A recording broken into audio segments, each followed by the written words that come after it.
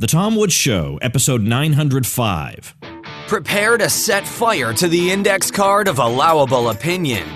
Your daily dose of liberty education starts here. The Tom Woods Show. Folks, if your email inbox is overwhelming you and in general ruining your life, well, I can sympathize. I've found the solution, though. It's sanebox.com. Get a 14-day free trial at sanebox.com/woods. Hey everybody, Tom Woods here. Pat Buchanan returns to the show today. Today is the day of release of Pat's brand new book, Nixon's White House Wars, the battles that made and broke a president and divided America forever. No doubt you already know Pat Buchanan, who served in both the Nixon and Reagan White Houses, who's been all over television as an original host of CNN's Crossfire and as a longtime panelist of the McLaughlin Group from the 1980s until it ended not too long ago. Pat is the author of many books, including numerous New York Times bestsellers, and of course he ran for the Republican presidential nomination twice, and in 1996 he won the New Hampshire primary along with several other primaries. Pat, welcome back to the show. Delighted to talk with you again, Tom.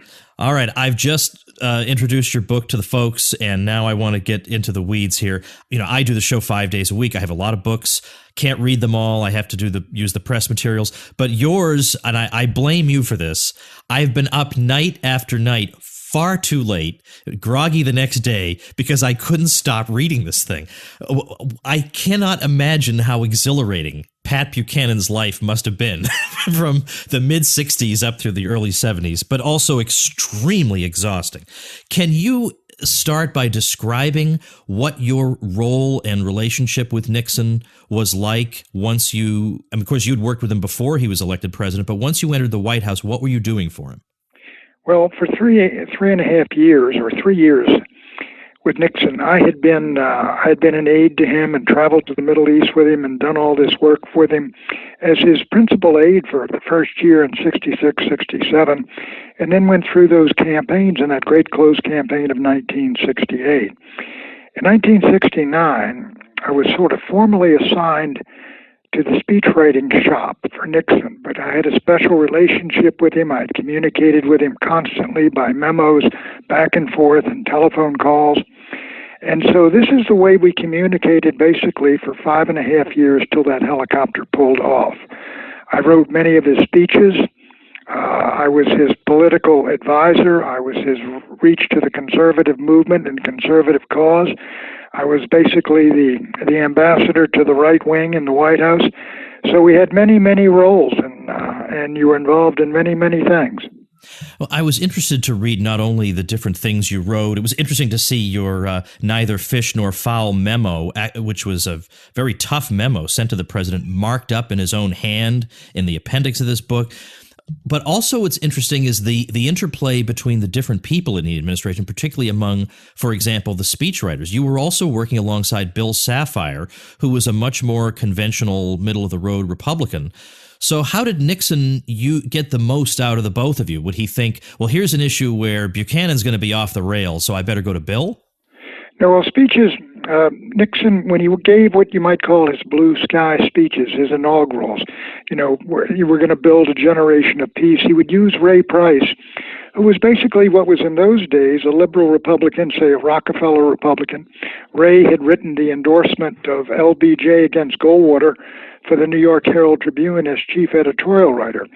Safire was a PR man from New York who was very close to the political establishment in New York, but who was a gifted writer. And Nixon, he was considered in writing sort of a pragmatist, but basically he was a very liberal Republican, as was Len Garment, who was in Nixon's entourage, who had been a partner in New York.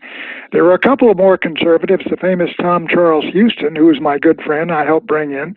Former head of YAF was in the speechwriting shop, as was Bill Gavin, who was a very gifted conservative writer, as was Lee Huebner, who had the office next to me, Tom, who was the head of the Ripon Society. So you had a tremendously mixed group between left and right, fairly balanced in the speechwriting shop, but in the West Wing there was really no key advisor who was really a movement conservative.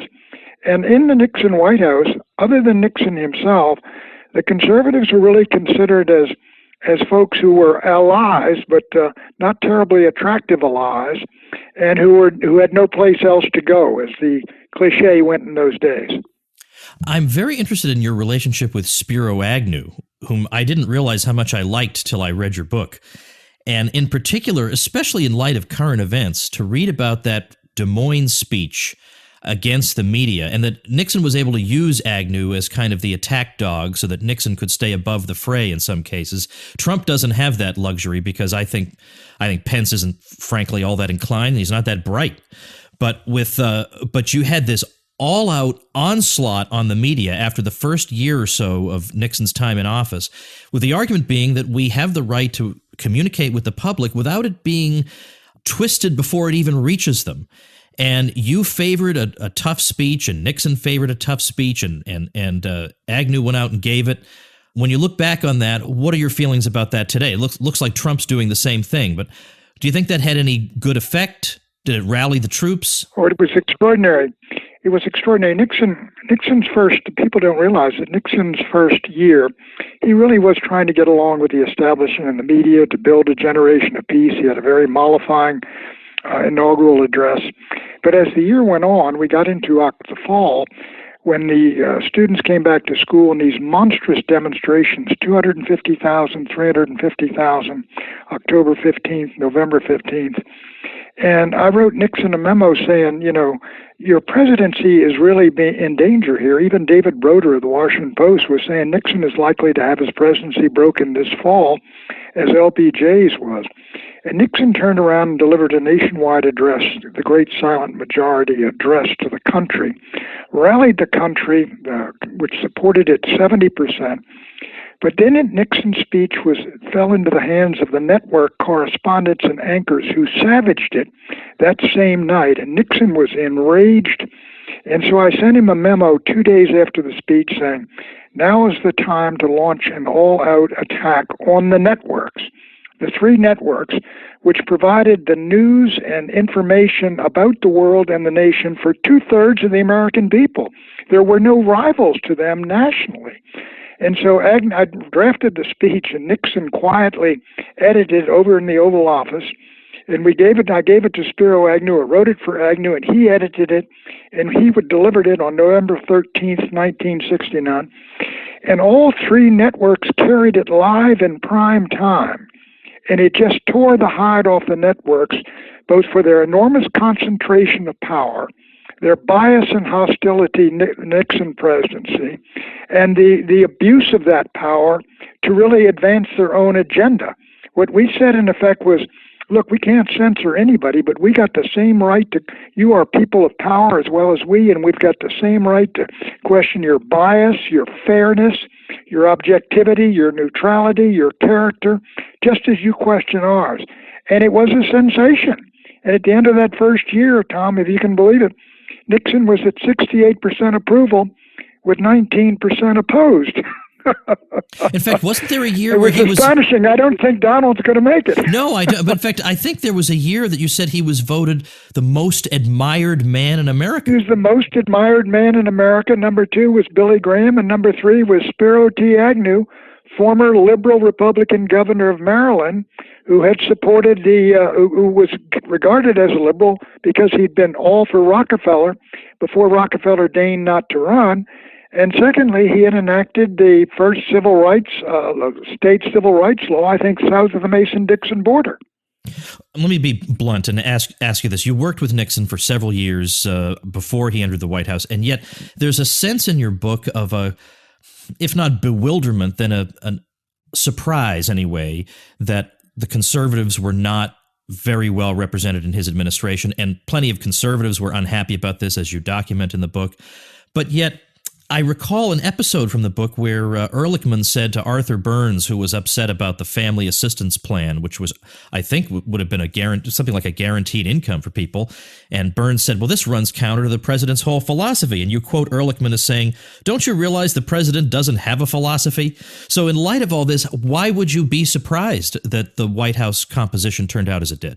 Well, because the campaign we had conducted, Nixon ran a campaign in 1968 in the primaries where, to me, the great threats were Wallace on the right and Reagan getting into the race and tearing away a lot of Nixon votes and maybe tearing away the nomination from him. We had run a center-right campaign for the nomination and won it. We put together the Nixon Republicans as well as the Reagan Republicans. And I assumed naturally that that was where we would move when we got into Washington in the White House.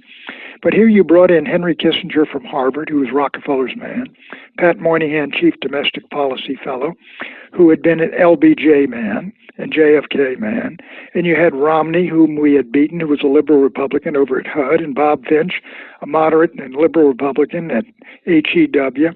And so the cabinet in the West Wing, there simply were no movement conservatives in there, except for Pat Buchanan. I mean, Rusher used to talk that Buchanan holds down the conservative desk in the Nixon White House.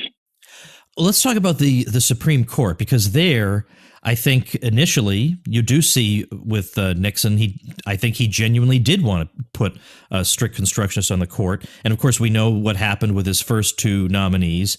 Hainsworth seems like he would have been a good justice and didn't get through. Carswell looks like he was a fiasco. But what I couldn't quite get from your book was precisely how we go from Hainsworth to Harry Blackmun so quickly. It can't just be the people vetting this guy were doing a lousy job, because that'd be the understatement of the century. Well, what happened was the first choice we had was Berger for Chief Justice. And frankly, that was because of a piece Berger had written in U.S. News and World Report in 1967, which was part of a speech he had given at Ripon College on law and order and criminal justice, which I had marked up and sent to Nixon up at his apartment when I was working down at his law firm. And so that got Berger in as Chief Justice when Earl Warren quit. Now, Nixon's primary concern, incidentally, was the two things. One of them was the criminal justice decisions of the Supreme Court, which really enhanced the power of what Nixon called the criminal classes against the peace classes in the country. And secondly, there was the judicial activism, the remaking of American society from the bench. And so that's who he sought to get, and he promised to put a Southern judge on the court. And when he didn't get Hainsworth and Carswell were both defeated, it was almost a semi-panic. They reached out and got someone in a couple of days, and I think it was on the recommendation of Chief Justice Berger, who was Minnesota.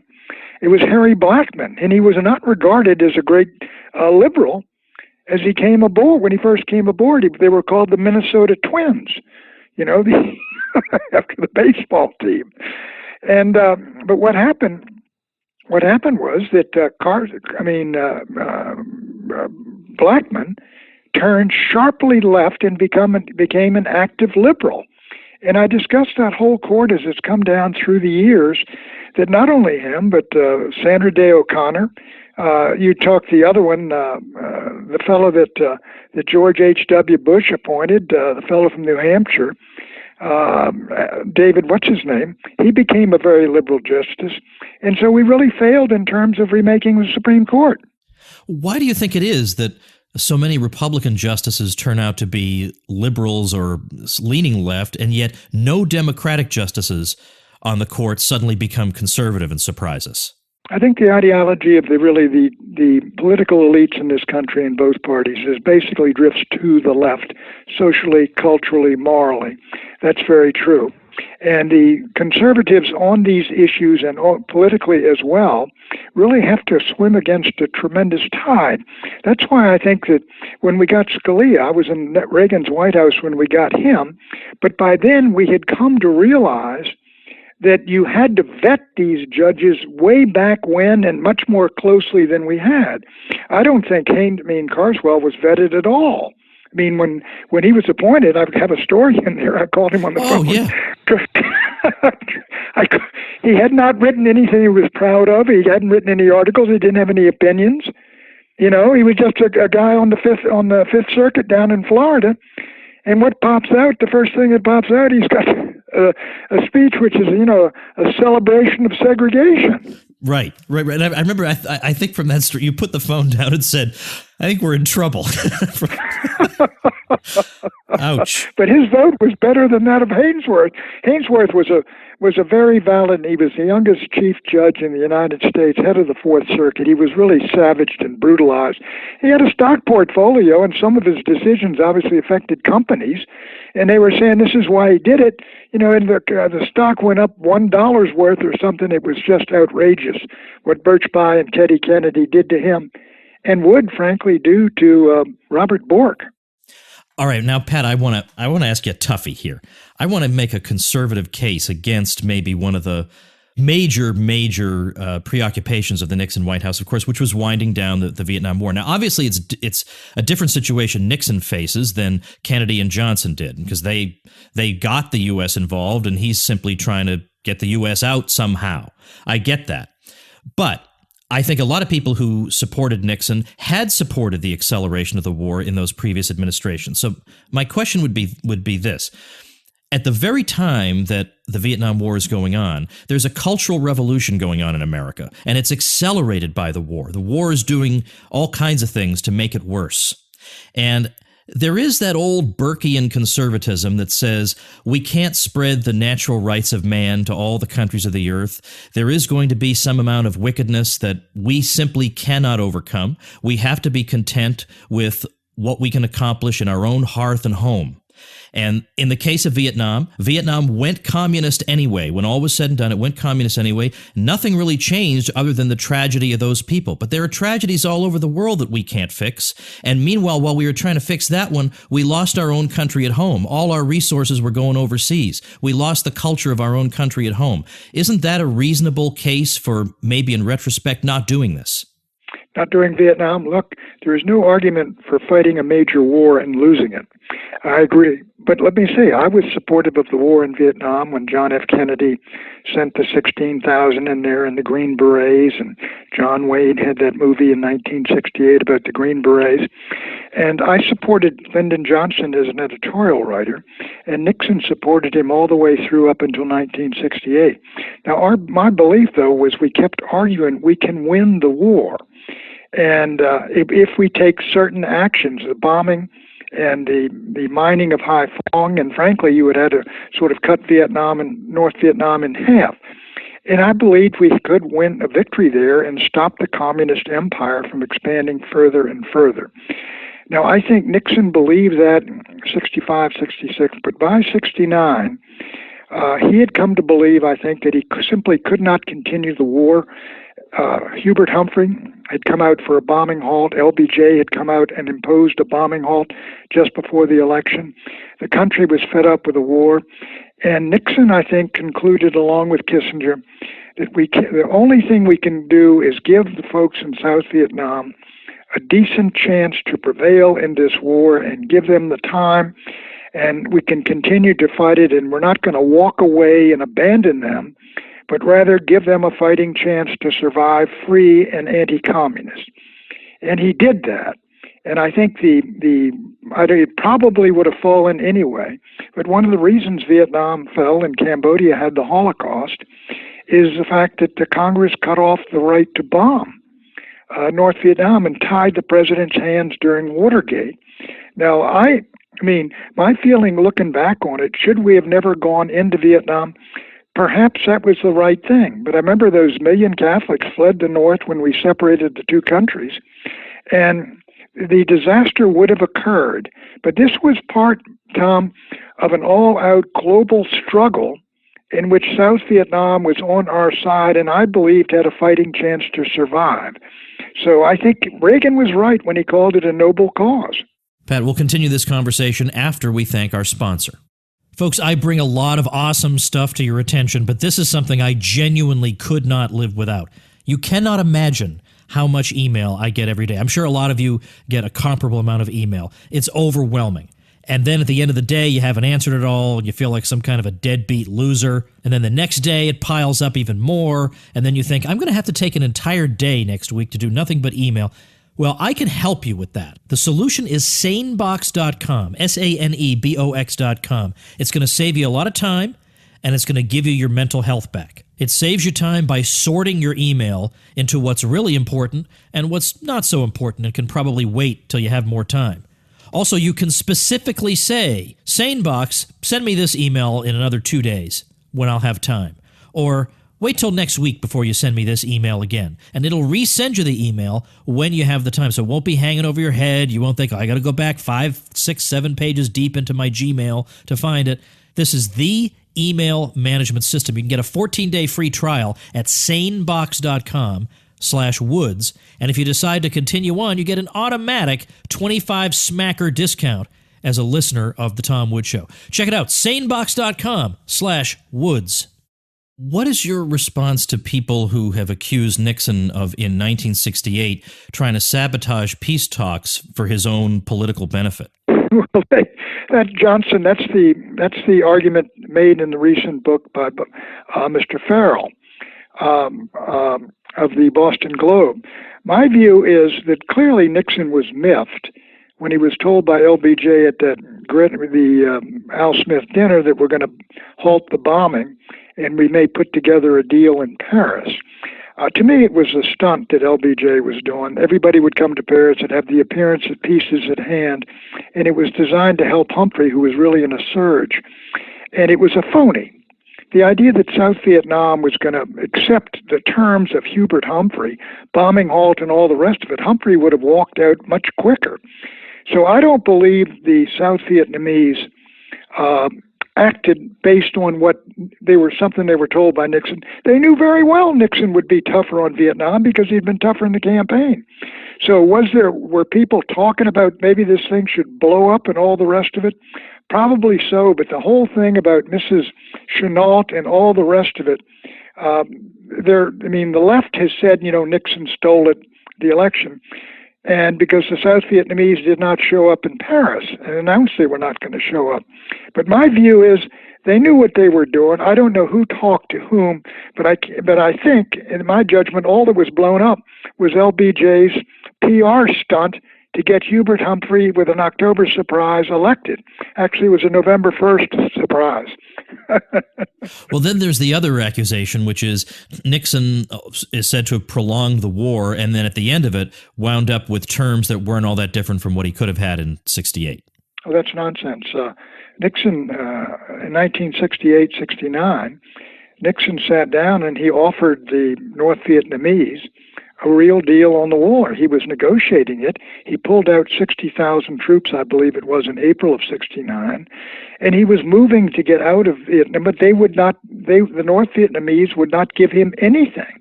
What we were calling for was free elections in Vietnam, all of Vietnam, and we would abide by the results of that, and all outside troops withdrawn.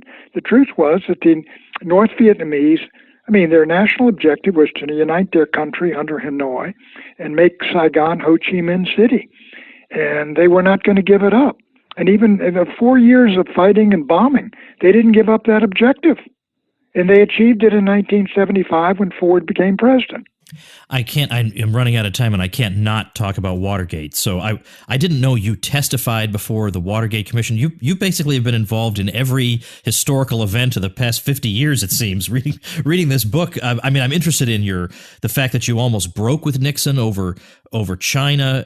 The relationships seemed strained at that point, and then you stayed on. And anyway, just so much to talk about. But on Watergate, there you have a case where people broke into the Democratic National Committee headquarters, and yet I've heard a lot of people say Nixon was so far ahead that he was sure to win. He was certainly going to beat McGovern.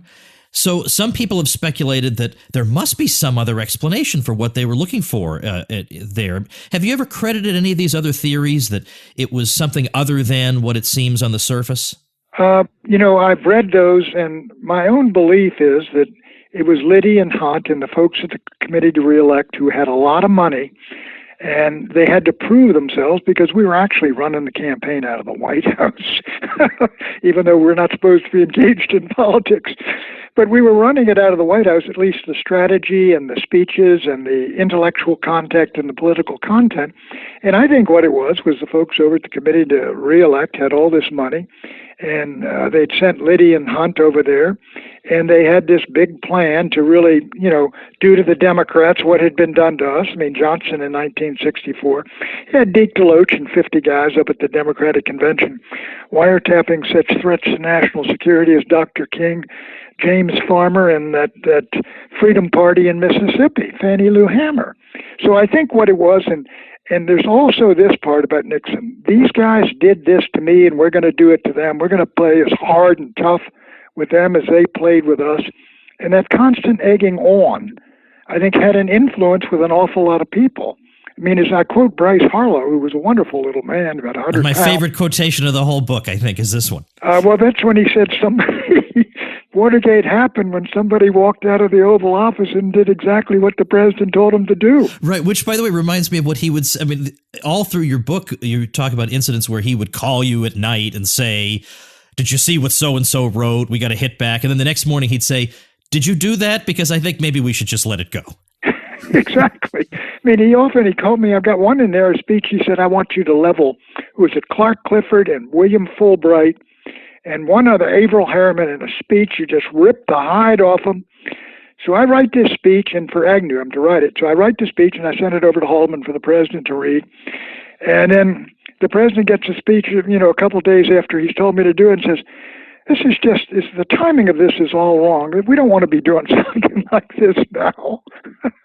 But the good news about it was Agnew had the speech and delivered it about a month later. So, but you're right, he changed his mind. He got very passionate, upset, and he would sort of write things on his news summary and stuff.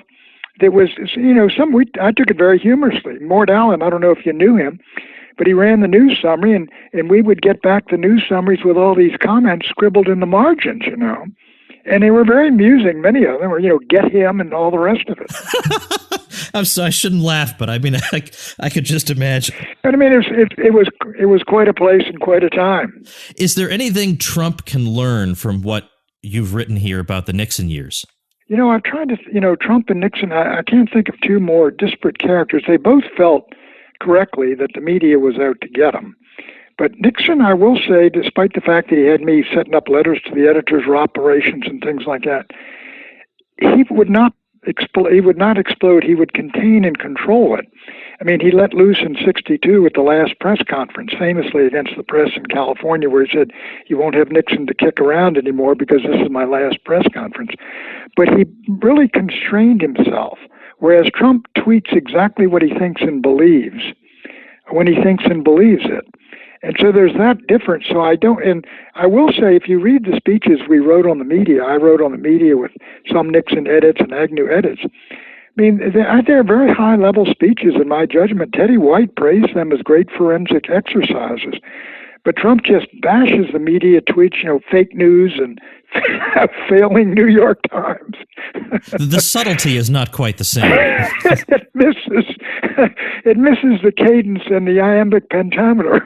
I had Roger McCaffrey over to the house not long ago because he's the godfather of a couple of our girls. Right, and he's a wonderful guy. Oh yeah, couldn't be better. And Roger and I were saying that we're reading your columns up all through 2017 that a lot of them have been linked on Drudge. Drudge seems to be read by the president, at least during the campaign anyway.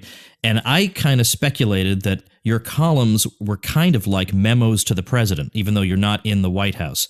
And I was just saying to Roger, I sure hope Bannon is getting those columns to Trump. Well, I would obviously hope that Trump had read them well, because if you took a look at Trump's campaign, and there are a lot of things in it, as sort of, even though I'm on the right, I'm sort of a traditionalist when it comes to campaigning, and there are limits to what you say and do, etc. But you tried, in looking through the basic arguments of Trump, if you extracted those paragraph by paragraph, these were very much populist, nationalist, conservative, the two combined. And to me, that is the natural alliance now, the majority alliance. It's not a 49-state alliance, but it's the natural ruling, governing alliance in the country now if Trump and the Republicans can hold it together.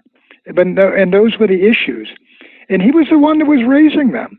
I give him credit. When he came out with America First, I've got this piece of stained glass from a 1992 campaign one of my folks gave to me, which says, Buchanan 92, America First. Yeah. And here he was saying it, taking a lot of abuse for it, and then, I don't know, so far disappointing. I'll just ask one last thing as we wrap up. Is there, in terms of his personnel, the people around him, is there anybody who fills you with confidence? Well, there's many of them are talented people, but I sort of wish he had more folks around him who were deeply steeped in the philosophy that won him the election. And I think you see a lot of folks around there, basically he's got a lot of generals in there running foreign policy who are brave and heroic and patriotic, but who did not dissent on these foolish wars in the Middle East the way Trump himself did. And you got folks that are supply side economics, and you've got the tax thing, and you got all the the contingent from Goldman Sachs, which is not a populist hangout. So I wish he had more folks in there with him. He does have some that are both populist and conservative, because I think the combination there, it's not Paul Ryan. Paul Ryan is Jack Kemp, but it is part that and part Trump, and that's that to me is the winning combination. I wish he himself were more steeped in the philosophy that got him elected. Then he wouldn't have all these. It wouldn't matter who was around him. Well, some of us have spent 50 years in steeped in the philosophy while he's been doing real estate. Yeah, exactly. You should reach out for help. That's right. Well, the book is Nixon's White House Wars: The Battles That Made and Broke a President and Divided America Forever. Available as of today. Reading bits and pieces of your memos throughout this book is just amazing. I mean, I really feel like I've got a front seat in history, reading along and getting your thoughts. And it's so interesting to see Nixon saying, I wonder what Buchanan thinks about so-and-so. Or there was one case where some speech was before him, and he said something like, by page 1, it's obviously Buchanan. Who had written this? The second Agnew speech. Okay, it's obviously Buchanan. The other guys, where did this speech come from? Where did this come? Come on, people, wake up. But that's one. Let me say that you made a couple points. Nixon was extremely astute, and Nixon was aware of the changes that the Goldwater and conservative movement had made in politics. In '60, he'd made the deal with Rockefeller, the Pact of Fifth Avenue. He realized by '67, '68 that it was the right that was the real power center now in the Republican Party, and if we could put together that movement, Goldwater movement, with the Nixon Republicans, there's no way anybody could take the nomination away from us. Well, with that, I'm going to urge people to check out. I'm going to have it on our show notes page for this episode, which I'll give you the link for in a minute after we say goodbye to Pat. But definitely grab this, because it is absolutely absorbing. And the photos are fascinating. Again, you're everywhere. There's Nixon at the Great Wall of China with Pat, and I can see you in this Russian hat in the background. It's unbelievable. I was dissenting on the wall. Yeah, exactly. All right. Thanks so much, Pat. Best of luck with the book. Well, thank you very much, Tom. Appreciate it. All right. Well, Nixon's White House Wars is very much worth reading. Very enjoyable and interesting reading. The show notes page is tomwoods.com/905. You can pick it up there. Also, you can get the audiobook version for free through the Audible offer at tomwoodsaudio.com. Now, before we wrap up for today, I want to tell you about a website created by a listener. It's MikeCooney.net. Mike, COONEY.net. And here's how he describes it. He says, my blog gives tips and tricks on how to make your nonprofit group grow. As a 10-year executive for the Boy Scouts, I learned the ins and outs of recruiting, fundraising, marketing, and organization volunteers. The Grow Your Group blog makes plain the ways of getting more people in your group and getting good volunteers engaged. So there you have it, the idea of liberty in action. Doing worthwhile things without a gun in the ribs, and here's how to do it effectively. MikeCooney.net. I will link to that on the show notes page. Again, tomwoods.com/905. As the listener website mentioned, remember, you can get nice publicity out of the gate for your website or blog when you use my link to get your web hosting. Get the details at tomwoods.com/publicity. That's the main thing people are worried about when they start a website. Is anybody going to know it exists? Well, I will give you a nice burst of traffic out of the gate, along with several other indispensable bonuses. You'll find out all the details about how to take advantage of this offer at tomwoods.com/publicity, and I'll see you tomorrow. Become a smarter libertarian in just 30 minutes a day. Visit tomwoods.com to subscribe to the show for free, and we'll see you next time.